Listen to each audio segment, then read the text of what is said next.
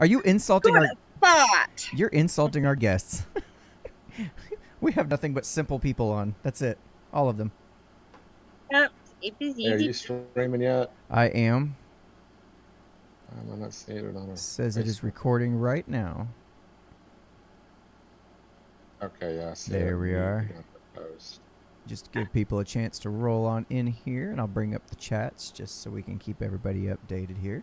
Anthony, that is a classic picture. That is great. I like love it. that. I love that picture. Very cool. All right. Got teeth and everything showing.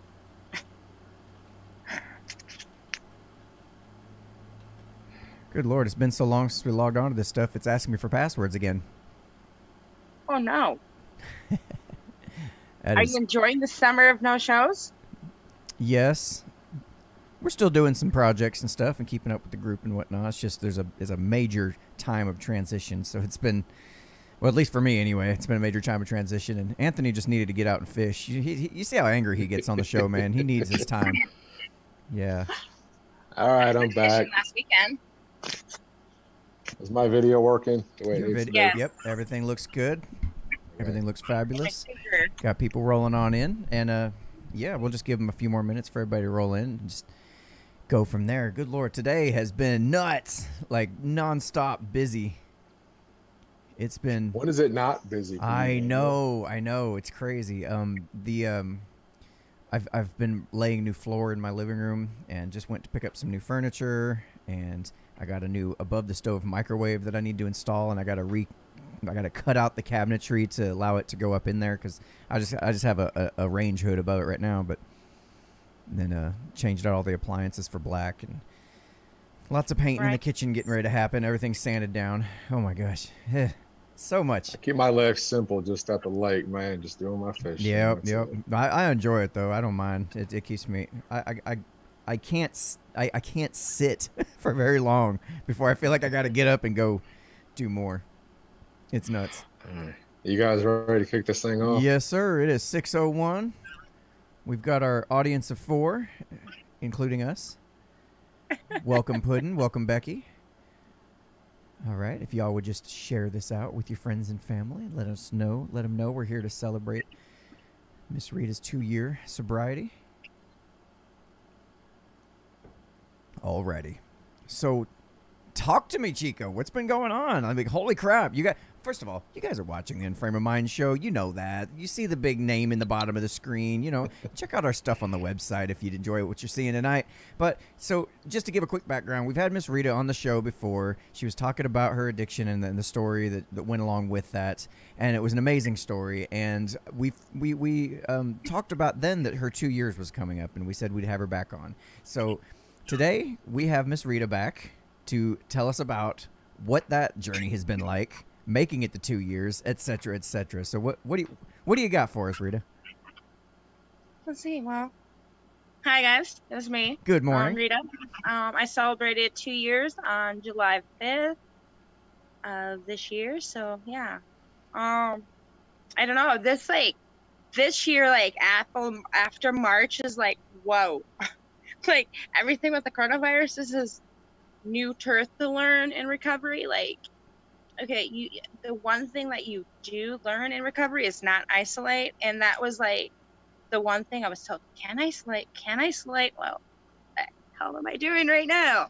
Well, not right now, but you know, I mean, for months, it was driving me crazy. But you know, that's where I went to meetings, and like every day, like kids go upstairs. You don't come downstairs at 5:30. You wait till 6:30. I don't care. Get whatever you need before 5:30. You get it now, or you're just stuck upstairs. Don't come down unless you guys are killing each other. Right. So for the ones that didn't catch your interview before, just kind of give a brief background of the drugs that you were involved with or alcohol to kind of give everybody a sense of what you've gone through this road of recovery, so they have an idea of the addiction that you had. Okay. I drank prior to getting involved with more of the drug world, but I relapsed 2.5 years ago now. I was using meth and heroin at the end.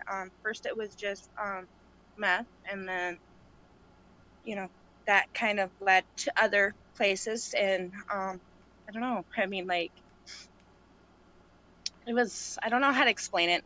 Okay, I'll just explain it. I'm just gonna chill, take a breath. Just the Cliff Notes version. Yeah. I just got involved into the drug world, and my drug of choice was meth and heroin, which they call a speedball. So I did that because I didn't want to feel none of the crap that I felt. I shouldn't say. I never wanted to feel my feelings. Mm-hmm. And shortly, right before I got clean, I mean, 3 things that should have been felonies weren't felonies, and it kind of woke up my eyes and be like, you need help. I remember calling back in June, right before I got into treatment facility, and they're like, why do you think you need to be inpatient? And I'm like, well, I just got kicked out of the hospital 12 hours ago because I got high. And he goes, yeah, I think you do need inpatient. He goes, you have to call back Monday because they were closed, and I was speaking to one of the staff members, and they're like, just explain that story, and they'll, yeah. So call back Monday. They said it's going to be a 6-week wait. Well, by the grace of God, I mean, I have my higher power that I choose to call God. He intervened on July 5th. He's like, no, this girl needs help. Because I at the end, I was trying to get clean. It was, I went 2 weeks, and I relapsed on my birthday, which is June 30th. And it's like, I just couldn't do it. And I think he knew, like, okay, I don't want her to see her how far, because I don't think I was that far from death. I was like 92 pounds when I went into treatment. It's a lot of weight. I mean, I went from 195 down to 82 pounds in less than 6 months. Yeah, that still blows my mind, the idea that you were originally going to have to wait 6 weeks, and Becky agrees in the comments. She says, "Oh my gosh, 6 weeks to get help. That's ridiculous." Like, I'm just imagine being in that situation where I'm like, finally, I'm ready. I know I need help. I know things are not, and then 6 weeks. Like, you know how much damage can be done in 6 weeks on this? Oh my God, that's ridiculous. Let alone 1 week, so. Hell. But that's us for treatment facilities in the United States. I mean, I'm sure it's worldwide, because we're in the middle.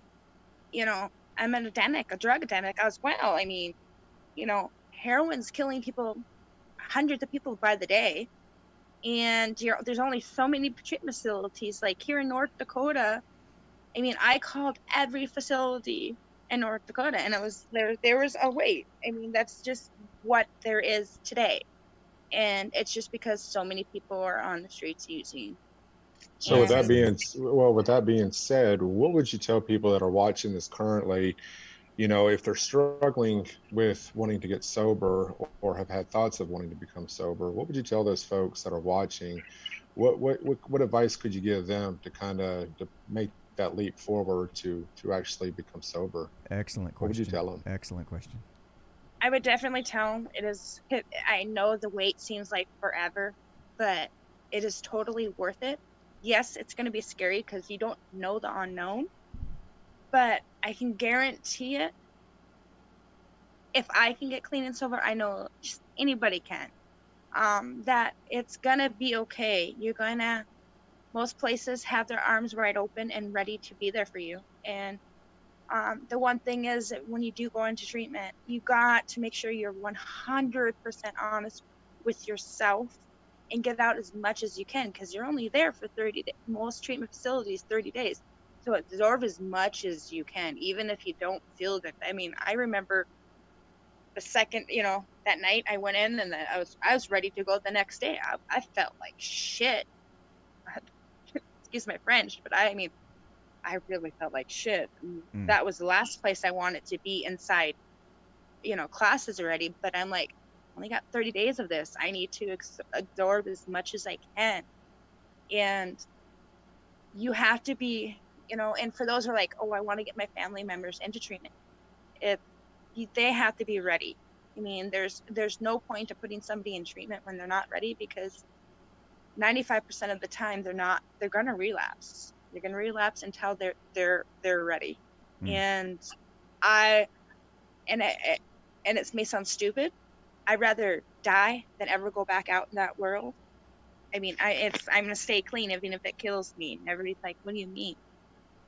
I don't have another relapse in me. It would kill me if I went back out. It's like I have an allergy, like alcohol and drugs. I'm allergic to. Like if somebody were to get stung by a bee, what happens if you don't get that treatment right away? It's an interesting way. It's an interesting perspective or interesting way of framing it in your mind that, hey, I'm just allergic to this stuff and I can't take it, or I will literally die if I do. You know, that's is that the kind of the mindset that's helping you stay on course, or is it just?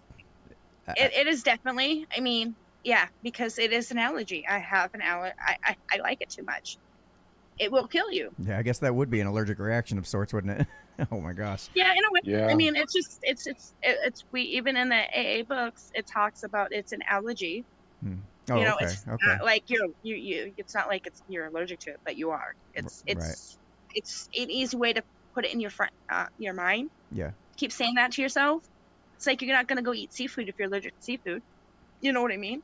So if you constantly remind yourself that, yeah, this might be nice, but I have an allergy to it. And sometimes instead of going and explaining that you're an addict or an alcoholic, just say, you know, it leaves everything off the table when you say, I'm allergic. Nobody questions it. Right on. Now, before we got started recording, you mentioned that everything's been going so fast. The last 2 years, it doesn't even seem like it's been 2 years. You want to tell us about that? I don't know. It just seems like, I don't know. Maybe if it's even after my kids are born, life goes by so fast. Mm-hmm. But it seems like I don't know. I feel like I just started treatment. I can't believe it's been 2 years. Maybe a year, but 2 years have gone by, and it's a true blessing. I mean, it does go by fast. Depends on how you look at it. Some people might say it sucks. You know, getting clean and sober ain't easy. It's a fight every single day for the rest of my life. Because there's days I'm like, I've had it. I just want to go out, but I know what those consequences will take. Like if I have that one drink, by the end of the night, I bet I'm doing a line. Oh, So yeah. you said that this is a fight for you every day. What are some of the coping mechanisms that you use to get you through those days? What are some of the things that you can offer people that are going through sobriety themselves that might help them to prevent them from relapsing? You know, like hobbies or I mean, just something that you would do that might help somebody else. Hobbies, meetings, talking, reaching out. I do good with reaching out and talking to others. That's like my biggest thing. But there's times that I don't.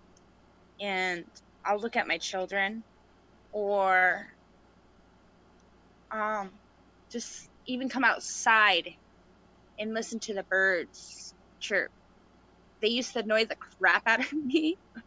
But now I can go outside and just sit in my little patio and enjoy the sounds of nature, like birds, the crickets, watching the squirrels run back and forth across the street. It's the simple things in life is what it is. Yeah. That's incredible. Yeah, because I don't know. It's weird how the simple things in life can just help you. I mean, there's times that I just have to find the dumbest TV show and just laugh your ass off. You know, you just have to find things that help you. You have to gather yourself around a group of people that are gonna love you no matter where you're at today. Where I'm at today, I could have the most amazingest day yesterday, but if I'm having a rough day, I have numbers I can call. I have people I know. They would drop what they're doing and say, "You need to come," and they would. Right. Absolutely. Yeah, that's super important. FaceTime wise, because it's hard living in a small town. So, quick question here. Dawn Judd from Facebook. She says she asked, "How is your relationship with your family?" She says, "I wish I could met my kid's dad. He's an alcoholic. I had to isolate the kids from him for the better. So how is your relationship doing with your family? And I'm sorry to hear that, Don. That's terrible. Yeah, it is. Yes. Um, my relationship's getting better Mm-hmm. with my family. The ones I choose to be part of, if that makes sense, because Perfect. some of them are very unhealthy Yeah. for me, and I know that, and I just have to remove myself from the situation or my children from the situation. Like I had to make a really big decision here in the last week, and me and my husband have discussed it, and I finally, for the first time in years, have put my foot down and said, this is not healthy. My daughter does not need it. Our children do not need to be around it until they get help. Mm-hmm. And I think there's pros and cons of I don't know how to say it. I think there's pros and cons with it. Do you feel like your road to recovery has done a lot to reveal some of the I guess value of the relationships as far as like really putting a magnifying glass on which ones are good for you, which ones are bad for you, and helping you make that decision? Most definitely. Yeah. Most definitely. I mean, I don't think I could be doing it clear-headed if I was still using. And I would, I think I would go for the ones that were more bad for me in my using days than I did, I do now. You know what I mean? I tend to, excuse me, if that makes any sense. Yeah. They always say you're like the average of your 5 closest friends, or the 5 people you hang out with most. You tend to be the average of those 5. And I was explaining this to my daughter the other day, and I was like, she was talking about all these different things, the people she hangs out with, and I'm like, well, I explained that to her, and it really kind of clicked with her and made sense. Like, oh, I really, because she was concerned about going to high school, making new friends. I was like, well, do you suppose that the friends that you have now, you're always going to hang around, or are you wanting to improve yourself? And there's a lot of friends you have that are bringing you down. They're constantly negative. They're always, causing drama and everything else. So yeah, I guess that's what comes to mind when you bring that up is the being, bettering yourself through creating your inner circle, or really cultivating the type of people you hang out with. Right, because you do tend to, if you're hanging around somebody that drags you down, you're going to be dragged down.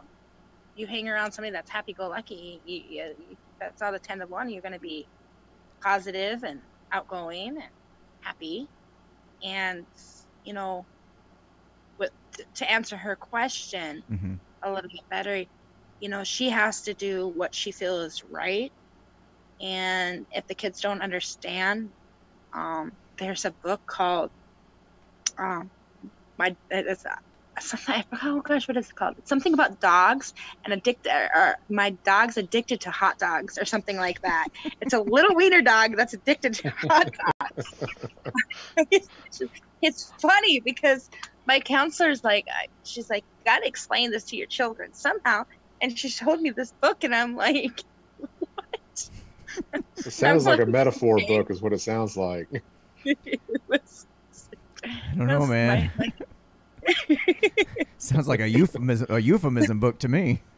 Or that, yeah. It's a children's book. It's a children's book. And it's it explains addiction in children's eyes. Because a child's not going to understand, oh, your dad drinks or your mom drinks or your mom does drugs or your dad does drugs. All kids like hot dogs, so let's just hope hundreds of kids are not wanting to eat hot dogs because they think they're gonna get addicted. But it puts it in there. It puts that in their perspective. Right. I don't know why they picked hot dogs out of candy or something. Well, and a wiener dog at most. Listen, if there's nothing else you'd like to add, I'd like to, thank you and congratulate you for telling your story and for making it 2 years, and I hope to see many, many more. And well, just real quick, I don't mean to cut you off. Oh yeah, go ahead. Rita? What did you do for your 2 anniversary? Yeah, that's a good question. Yeah, what? 4th of July. Well, 4th, I sat in the car and drove home. But that weekend we went down to Newtown. It's on Sketchalea Lake, so it's about 2.5 hours from Crosby. So we went camping. Well, I don't call it camping because we slept in a hotel both nights. But Saturday we went out and It's the spent thought the that day at counts, the lake. right? Right? It's the thought that And counts. I caught some fish. There you go. I have to keep one. The other ones, no, they weren't good. They weren't spot big enough. So, What kind I of fish guess were you fishing for? I don't remember what my father-in-law wanted to keep. I know I caught a bass. There you go. I know I caught one bass. My husband had to pull that in because I'm struggling to pull these fish, and I'm like, well, why did they're fighters. Fish like to fight. Definitely like to fight. Then on Sunday, well, spent the day at the lake. Got sunburned, like really sunburned. Watched the fireworks. So it sounds like you had a Saturday. pretty good weekend, man, for, I guess, Yeah. your recovery Right. for your 2 year. You know, and it's like that night I was just sitting down watching the fireworks, and it's weird how I can remember like that last 24 hours right before I went into treatment. And there's part of me that that night I just watching the fireworks, I just tried to I don't want to say go back to that place because it's something you shouldn't really do, but I remind myself what I don't know how to say what it was like because I don't want to mention that, but I just look and see how much improvement I made. Yeah. Yeah. That makes sense. Yeah. Just absolutely. self-reflecting is what it sounds like you did. Most definitely, and it makes me cry sometimes because I'm like, I did not think I was going to make it 30 days, let alone 2 years. And yet here you are. Yeah. I know, right? And I mean, it's scary, but at first it's scary, but recovery gives some amazing gifts. Amazing gifts. I mean, I finally got a job, in January, and I was laid off for a little bit, but I'm back at work. It just things that I would have never got. I mean, I got my kids back. I worked a lot. I worked my ass off to get where I'm at today. But like I said, it's recovery is possible. I'm living proof of it. Right on. Yeah. Well, we're definitely proud of you for it. Dawn says she's going to check out that book you recommended, and she loves fishing, nice and relaxing. she called you an inspiration for others. Well, thank you, Don, so much. Just know if you're ever feeling if you don't think you can do it, no, you can, because this girl didn't think she was gonna do it, and I'm sitting here 2 years later, being able to sit and celebrate and talk to Daniel and Andrew about it. I don't know. It's possible. It is really, really possible. You just have to believe that you can do it. You do have to admit that you're completely powerless over everything. Mm-hmm. But that's the first step. The first step is walking through those doors. And it's very overwhelming and scary, but I'm glad I did it. I'm really glad I did it. So what's the next couple years? We've made it 2 years from that point. What are the next 2 years going to look like for you? What do you have in mind? What are your goals? Hopefully I can. My biggest goal is to hopefully get my GED and maybe go back to college for something to deal with mental health, drug, alcohol related. I don't think I really want to work. Not that adults. I love adult people, but I want to work with youth. Oh, kind of put yourself. You want to put yourself in kind of a position to help others to get the help they need before. Mentor a little bit, right? Because I've been on both sides. I mean, I've dealt with addiction, and I also have family and friends that are addicts and alcoholics. So I know both hands, I guess. Right. Right. I know both sides of it. Well, is there anything else you'd like to add before we close out for the day? I just want to say thank you guys. Thank you for being some of my support. I love this group. I think you guys are awesome, and that's about it. And I love you guys, and I can't wait till we Oh, have our Zoom meeting so we can meet with everybody again. We're awesome. You mean you're awesome? And for anybody that is just tuning in, doesn't know, the group she's talking about is the Unframed Minds group on Facebook currently. So if you want to join that, just do a little search for it and fill out the questions. Come on in. It's a private group. We all talk about all sorts of stuff, including this very topic, and just a bunch of great people that don't get all butthurt over, every little post they see online. So there's that. And I suppose I should say about my page. Yeah. Like, I haven't done any related thing on it. It's Sober Mom in a Big World. They ain't much on it. But, because, yeah, all this stuff with the coronavirus, when I was going to start it up, mainly, it kind of, like, swamped it out because with the kids being home all the time, it kind of led me to time to talk personally on my page without them, like, Mom! So spending time with the kids. That's great. So, and it's just basically, I'm going to talk about my journey in my recovery and what it's like to, on a day-to-day basis, being in recovery and as an addict. Well, I certainly hope you get the opportunity to get that started up. Maybe at some point we'll all be able to return to our normal lives and back to business as usual. That would be great. But until then, just keep your head up, and if you ever need to talk and you want to come on the show again, or if you want to do anything like that, if it's, where we're at, you can find us. Well, yeah, I do, and thank you for everything you guys do. I know you guys put a little bit of joy when you guys do your shows. I'll be like, then some I'm like, but but that's that, comes with the territory. Yeah, comes with the territory. That's for sure. Some are just like,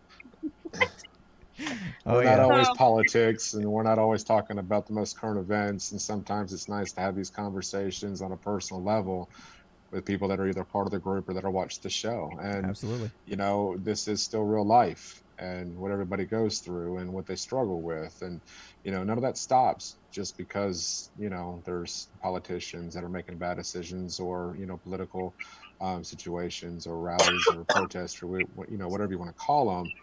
Life still does continue, and that's something that I want everybody to realize, is that behind the scenes we all struggle with something.